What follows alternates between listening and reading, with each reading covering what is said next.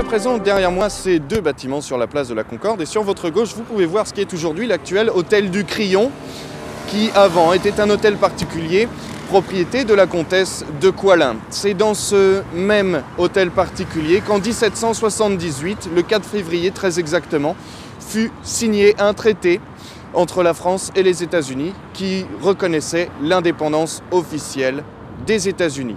Sur votre droite à présent, vous avez ce qui est aujourd'hui l'état-major de la Marine nationale, qui fut, sous l'époque de Louis XV et de Louis XVI, le garde-meuble de la couronne.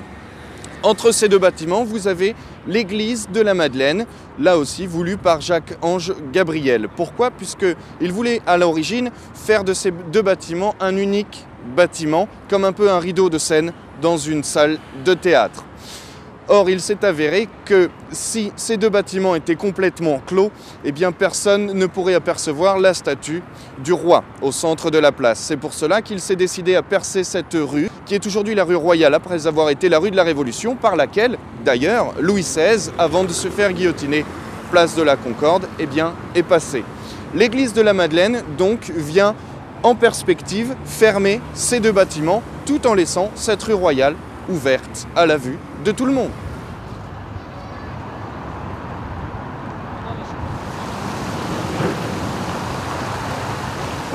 Derrière moi, à présent, se trouve la symétrie parfaite de l'église de la Madeleine, à savoir le Palais Bourbon, qui est aujourd'hui l'Assemblée nationale. Cette colonnade a été désirée par Napoléon Ier, justement pour rappeler l'église de la Madeleine de l'autre côté de la place de la Concorde. Elle a été édifiée entre 1806 et 1811 dans le fronton triangulaire, c'est-à-dire la partie triangulaire au sommet des colonnes.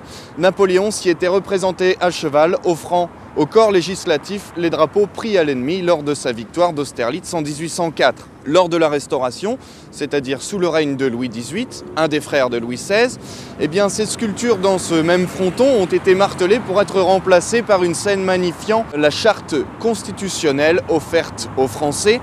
Puis, c'est sous la monarchie de Juillet, c'est-à-dire sous le règne de Louis-Philippe, que le fronton triangulaire de l'Assemblée nationale prendra sa forme actuelle, c'est-à-dire la France représentée debout devant son trône, entourée de la force et de la justice, appelant l'élite à effectuer et à voter des lois.